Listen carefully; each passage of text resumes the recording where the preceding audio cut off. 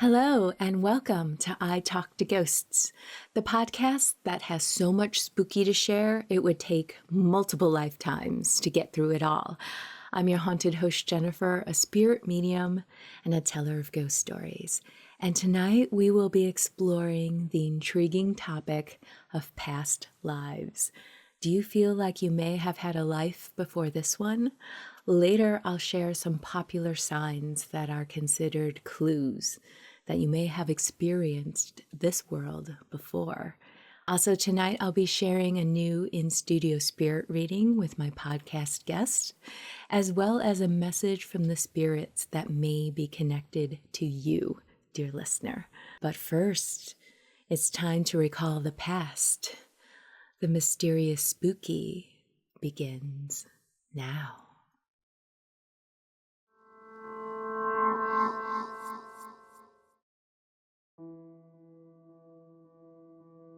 I believe that my daughter Sarah has had a past life. She startled me one day with comments and remarks when she was younger. One that I remember clearly is this incident. We were in the car and Sarah, then age 3, sat in her car seat in the back and listened, entranced, to a song by Phil Collins. As soon as the song was over, she promptly announced, "Mama, did you know my voice sounded just like that a long time ago when I was a man?" Remember, she was 3 years old, so I literally had no clue where her statement had come from. She was hardly more than a toddler. I didn't know how to respond, so I just said, "Okay, well, that's nice." Later that day, when I had a bit more time to process the information, I slowly brought up the subject again.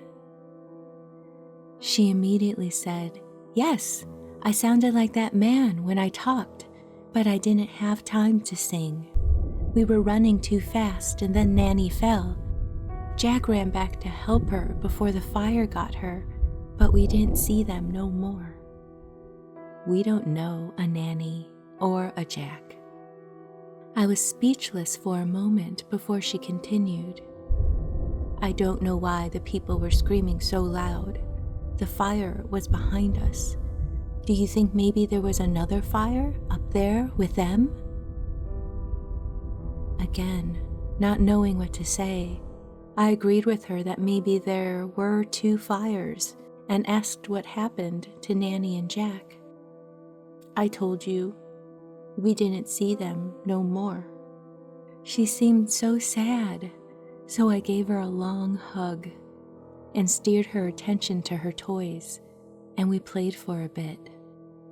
Later, when I peeked in on her, she was telling her pillow how much she missed Jack. I did my best to distract her again, and I didn't bring up the subject anymore, and neither has she. I don't know if she remembers it or not. I'm almost afraid to ask.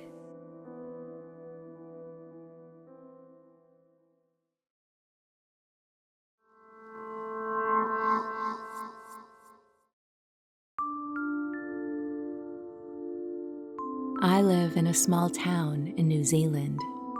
For as long as I can remember, everyone on my father's side of the family always said I remind them in every detail of their mother, my grandmother. I don't remember her at all, although apparently I act exactly like her. When I was 15, we moved into a big new house, and we were going through boxes in the attic. One of the boxes contained things that belonged to my grandmother. Going through the box, my father pulled out a clock. I was automatically drawn to the clock, and I asked if I could keep it. My dad agreed. Excitedly, I put fresh batteries in it and I hung it on my bedroom wall.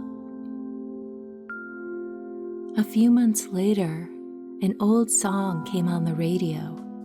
It was called Walking Back to Happiness by Helen Shapiro, and I was singing along without noticing. My dad asked how I knew the song, but I was about to ask myself the same thing.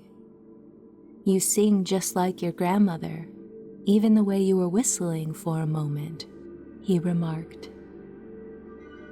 That night, while I was trying to sleep, I heard singing, the same song. This time, I heard what sounded like my own voice. I checked all the rooms, and nobody had a radio on. Confused, I went back to my room and got back into bed. Lying in the darkness, I heard my grandmother's clock ticking. The pace got faster and faster until it slowed down and quietly ticked to a stop. I woke in the morning completely forgetting the night before. Wanting to know what time it was, I checked the clock. It said 6:06. That didn't seem the correct time. Then I remembered it had stopped the night before. I changed the batteries and continued on with my day. At night, the singing repeated, and then the clock. I checked it in the morning, and it read 6:06. I honestly didn't know what to think, but it was too much to be a coincidence. The next night, no singing, not even a ticking clock. I could have sworn that I changed the batteries again, but my room was silent. In the morning, I awoke to the clock ticking. That day, my mother remarked, "The other night was the anniversary of your grandmother's death." I had to ask, "What time did she die?" My father said, "A few minutes after 6 in the morning," which is when I realized that my experiences had something to do with my grandmother. Is the singing I hear a past memory in my head? Are our souls connected, or am I her, and my presence triggers her favorite clock? It's all very strange, and I don't think I will ever have any answers.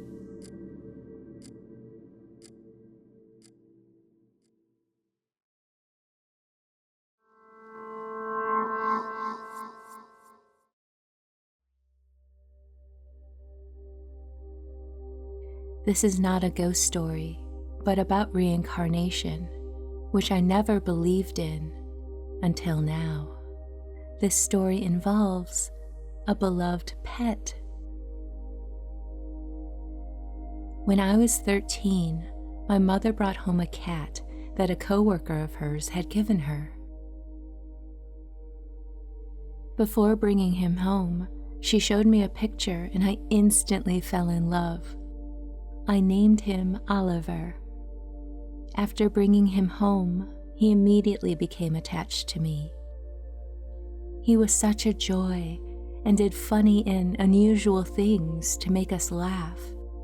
He would run ahead to an open bedroom door, jump and hang down on the doorknob, and let the door swing open a bit before he jumped down. He liked to turn around twice in excitement before eating fresh food that we put down for him. He had this strange little meow that sounded like he was saying, "Not now, not now." We had never had a cat like him before. I lived with my parents until I got married and then moved into an apartment. I really wanted to take Oliver with us, but I couldn't.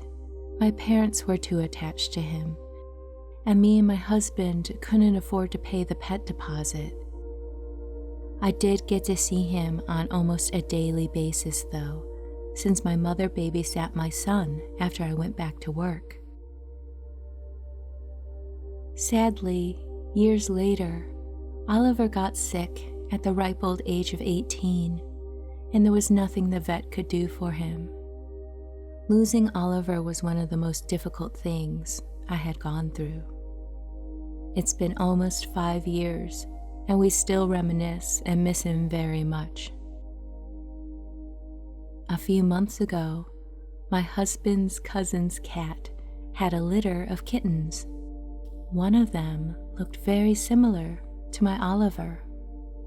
I had this strange, compelling desire to make him mine. When the kittens were about 3 months old, I took that kitten home. My children and I were so happy after bringing him home, and it didn't take long to notice the kitten, who we named Oliver Twist, began doing things just the way my old Oliver did. The strange, funny things he used to do that no other cat I've seen do, this kitten does. I know it sounds crazy, but he will look into my eyes like he knows me. I now know reincarnation exists with pets. And we are so glad to have Oliver back with us.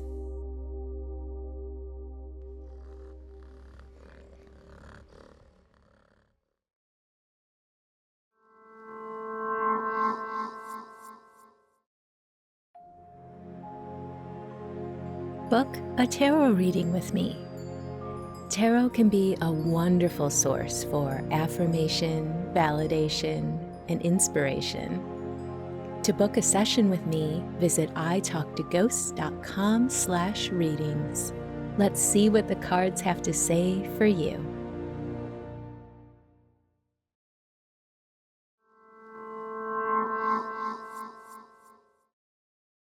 Hello and welcome back to I Talk to Ghosts. My guest this evening is Jodi. Jodi, welcome to the podcast. How are you doing today? Thanks so much, Jennifer. I'm doing quite well today. Thank you. How are you? I'm doing great as well. I'm really happy to be meeting with you and talking with you. And just right away, there's a lot of loving, calming energy coming in. It almost feels like it's dampening down some anxiety or worry, you know what I mean? Mm-hmm. And it's almost really kind of chill. Like I'm like, ooh, a nap sounds good. But really comforting, loving, and supporting. So just know that that is with you. And if you need that, to tap into it anytime, because they are certainly here for you. We talked a bit offline that you are hoping to connect with your dad today. And I certainly feel him close. He is coming through with a lot of warm energy. I think family is very important to him. Yes. And he wants to continue to be there for you. He also wants to joke a little bit. He's a joker, that's for sure. Loves to make people laugh. And you're right, family was the most important thing to him, I think. Yeah, he's coming through with a big smile. And did he have just a laugh that kind of shook him, you know? Yeah, well, he was a pretty big man. So, you know, his laugh was all of him. When he liked to joke around. And he was a big teaser, like, you know, he like that kind of a little bit of a mischievous energy. Yeah, that is definitely coming through. And I love that. I appreciate it so much. You know, a lot of times readings can be serious. And when a spirit comes close, you know, your dad comes close with that same humor and energy. It's just really sweet. Okay. He's like, well, how's the sports team doing? Was he into sports? Because he's like, wouldn't it be funny if I came in and asked about scores? Yes, like he played sports. He, you know, listened to everything. So he would be watching a ball game while listening to hockey, you know, on his iPad, or, you know, needed to have it all. And wow. Actually on those last days, he was like so fed up with the Seattle Seahawks, and he was like, I'm ready to leave because they're just doing it this year, as well as the Canucks. So he was kind of unhappy with them. But I think he would be happy to know the Canucks are doing better this year, but I'm not so sure about the Seahawks. That is so funny. Yeah, that humor of, you know what, I'm ready to go. Thanks so much, team. That's a great example of, yeah, he seems very wry and self-aware with his humor. And I see when you said like he can tease, like, because he can just see things, and address them in this natural way. It's kind of hard to describe, but that's great. Did he love this time of year, like the fall? It seems like when his energy is coming through, I'm seeing a lot of like oranges and browns and everything, and just connecting with nature in that way. Did he have that interest in nature in life as well? From an armchair, I would say, like, Yes. not one to go out on nature walks, but where his armchair was set up in my parents' family room, would just really appreciate my mom's garden and the wildlife that was around there and that. So certainly love that. I think this time of year, because it is very family oriented, is a good time for him.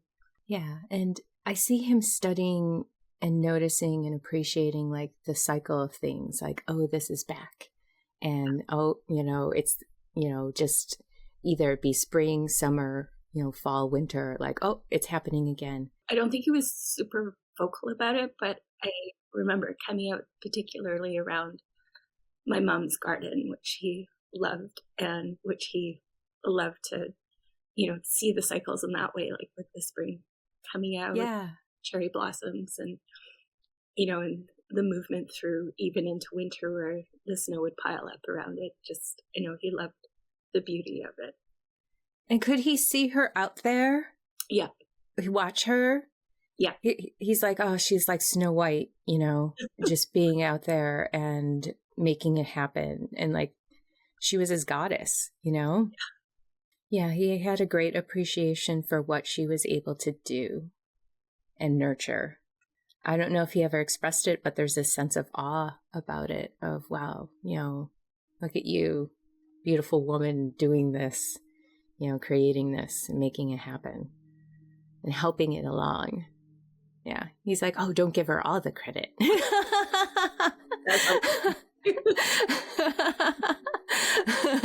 Nature's in there too, but no, working with nature, providing the space. That's what he's saying. She provides the space, and then things happen, they bloom, and just really appreciated that nature of her, that aspect of her. Did your parents ever go to a waterfall, maybe even Niagara Falls? Do you know? I'm sure they did. My dad was from back east originally, and actually, as a family, we did visit Niagara Falls when I was about 10. Talking about your mom, he's bringing up a trip from a long time ago, and he's showing me Niagara Falls. And did you guys stay there? It's almost like he's making fun of the room or something, like it was tacky. I don't recall staying there, but I will ask my mom about any Niagara Falls trips and tacky. Okay. Or at least making jokes about it, Yeah, there seems to be a thread of humor going through that as well. And yeah. Ask her, because that would be interesting. Did he ever take you to feed the ducks? Yes, we used to go to Stanley Park and do that. He just really enjoyed that. He wanted to bring it up and say, when I get little snippets and things, and the ducks, and possibly going to the zoo as well. Those things are coming through. When you were little, did you ever make necklaces out of beads, something like that? it could also be my nieces too, because they would make a lot of crafts from both my parents. So he's showing me nurses and doctors and stuff. I don't get the sense he was a nurse or a doctor, but something about care. Was there a theme of that in his life? Well, my mom is a nurse, or she's okay now, but was a nurse throughout her life, and he really supported the work that she did in going to school. Like, she got her PhD in nursing eventually, and he was really supportive of that. But in the last 4 years of his life, he was on dialysis as well. So there was a regular 3 times a week without fail he had to go through to the dialysis clinic, and he was great at making friends with the care team, and I know he appreciated them a lot as well. Yeah, the energy he's presenting with that is he really tried to not let that slow him down. He took that as an opportunity to connect with others instead of the how draining something like that could be, yeah, he's like I'm a bull, I'm really strong, I'm just gonna get through this, and it's just a thing. Like I see him trying to like shrug it off, like this is what challenge is what he's saying to me, like what challenge, no, I can do this. Really great strength of character with him. Did your mom go to those appointments with him? She did, as well as I would drive regularly, and so with my sister too. Because there's this gratitude coming in, this thankfulness for helping. He really appreciates how everyone was there for him. I'm hearing some music with him. Did he have a favorite artist that he would always listen to? I wrote down like Glenn Campbell and and Dan Fogelberg. Okay, Glenn Campbell, when in the 70s for a while, when it was fashionable to grow your sideburns kind of long, he was doing, and he was trying out a mustache, and a lot of people thought he looked like Glenn Campbell. So I'm not sure about Fogelberg, other than at the Celebration of Life, we did play a John Fogelberg song in part of the mix, as well as Glenn Campbell, just knowing that those were the songs that he liked. Wow, so specific. Sideburns. He said it was handsome. Yeah, very handsome. He was handsome. My mom wasn't into it so much, but he liked it. He wants to convey to you a sense of fierceness, just to have a wild heart, to just go, just do it, just enjoy and be fierce about things. He's saying you don't have to be aggressive. He wasn't aggressive, but he was passionate, and when you can embody yourself and move through life that way, we just have this sense of assuredness. He's like, pick up your sword and go, just kind of like charge. And he really values your sensitivity, but he doesn't want it to trample you. He says, connect with yourself first. And that way, when you connect with others, it won't override you as much. Connect with yourself every day and ask yourself what you need, what you want to do, what you want to enjoy, what you want to laugh about. Is very important. And when you are coming from that sense of space, people won't fill you up so much. Like, what you have is a really great gift to be able to be aware of others and to take on what they're dealing with in life, but you can't forget yourself in there, so be fierce first. I think is what he's saying. But I have some other messages for you as well. Support yourself towards new beginnings. If there's some changes you want to make, or you feel like you're in a sense of transitions can be scary, but just support yourself through it and work towards your goals, because they're important. And it says, he says, let things go to create space for what you love.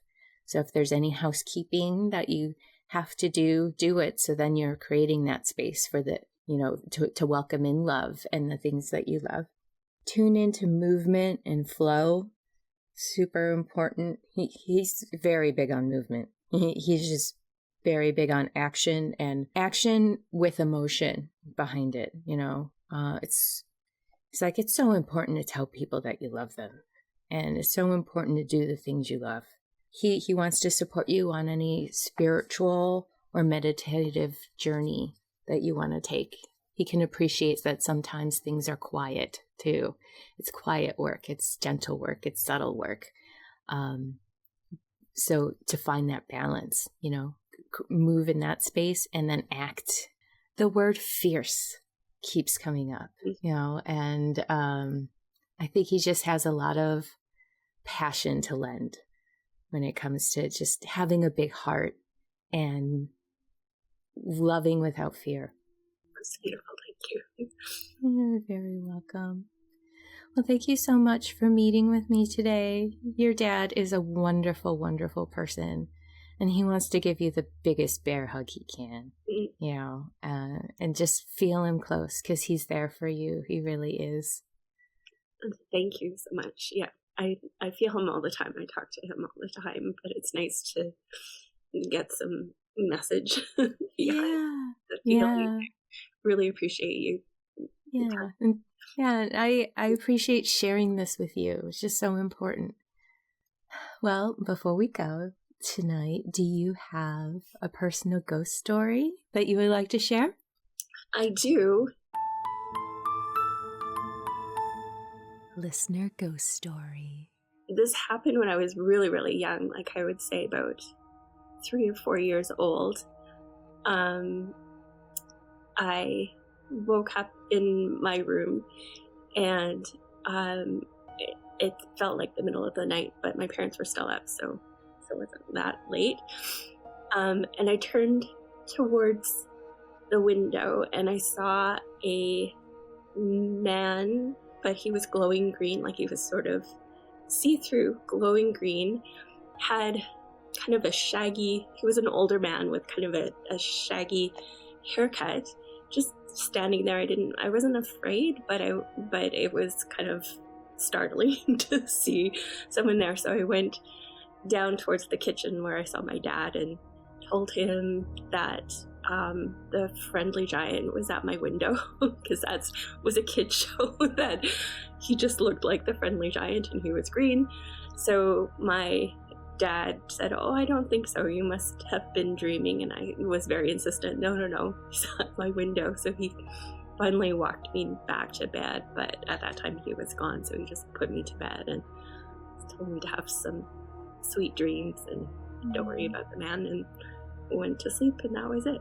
Did you ever see it again? Never. That's been my only ghost encounter. But I certainly I was very young, but I really remember how this ghost looked kind of in a wind, like he must have been quite tall, because, it was from the chest upwards that I could see him in the window, just kind of looking down at me.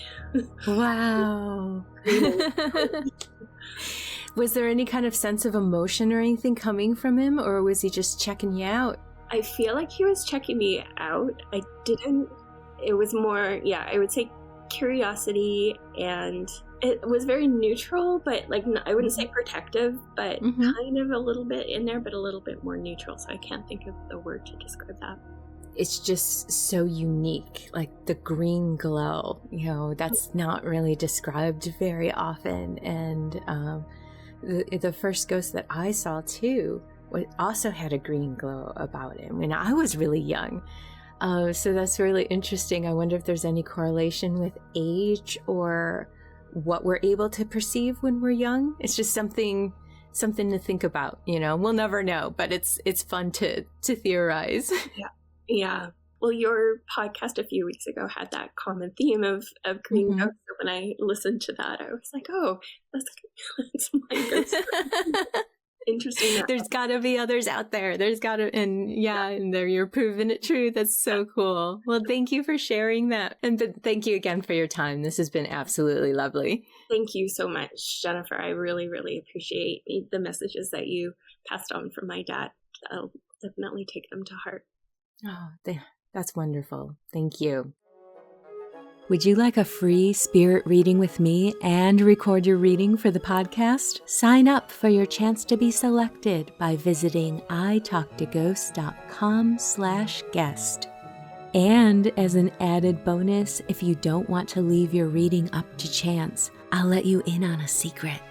There's a discount offer to book a private session with me, so you can book a date and time for certain.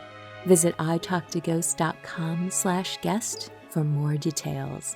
I can't wait to meet you. Hello and welcome back to I Talk to Ghosts. I have a message from the spirits this evening, so thank you for joining me around my seance table. Tonight I will be working with smoky quartz. If you're not familiar with the properties of smoky quartz, it's a very protective stone, so it helps protect your energy and your space. It's also believed to help counteract emotions of fear as well as overcoming depression, and it helps bring about emotional stability and bring in positive, practical thinking. It's a beautiful stone to have around. So I'm going to clear my mind, ground and center. Tonight, a spirit is coming close. She is indicating she is a mom and a grandmother. Very traditional German. She has a German accent. Wonderful cook. In fact, this was the center event for being at her house, eating dinner together, delicious meals, and she was just lovely to be around. She would sing your son a German lullaby in German. It was so charming. I just get a sense of warmth and comfort from her. Her message for you this evening is she sees you ready for a spiritual leveling up, like a metamorphosis of the soul. So if you're feeling called to explore the deeper meanings in life and wondering, is there more? Is there more? Is there just more to being here? Go ahead and explore that. She sees that in you and she encourages it, and she thinks that it'll just enrich your life all the more, even if those beliefs don't line up with what her beliefs were in life. She just knows that a spiritual foundation will just help strengthen the joy and meaning that you find in life. Okay, I think I'm going to leave it at that. If this message connects for you, please reach out because I would love to know. Thank you.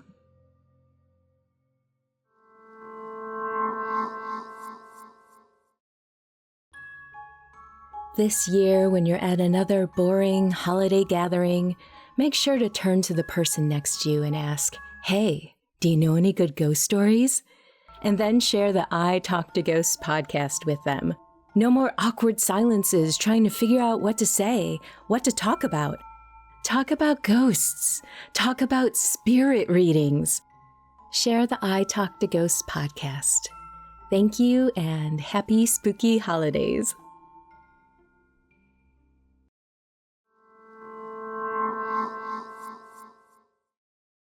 Hello and welcome back to I Talk to Ghosts. I promised you that I would share a few intriguing signs that you may have had a past life. So have a listen and see if any of these line up for you. First, fears and phobias. Are you afraid of drowning or can't stand to be near someone holding a knife, even in the kitchen? What about heights or fire or being a nervous driver? Fears like this could indicate how you died in the past. Personally, I am terribly cautious when going down the stairs for no real reason, and I also cannot talk about the subject of lobotomies. Yeah, moving on. How about reoccurring dreams? If you have a repeating dream that you can't explain, consider that it might be a past memory of a former life. Then there's unusual talents. If you're drawn to the piano or you can take up a skill really quickly, like painting, writing, or dancing, it may be a clue that this was a skill that you've learned before. Also, unexplained knowledge. Do you happen to know facts that you shouldn't, such as history, or even seem to know your way around a car engine, things like that? You may have done it all before. And how about a culture that isn't your own? If you feel comforted by traditions and a culture that isn't yours, what if it used to be? And have you ever been drawn to visit a location that you've never been to? Maybe you're just trying to get back home. Do any of these signs and clues resonate for you? I would love to know. In the meantime, wherever you wander off to in this world or the next, just remember, come back and visit with me. Have a lovely evening and good night.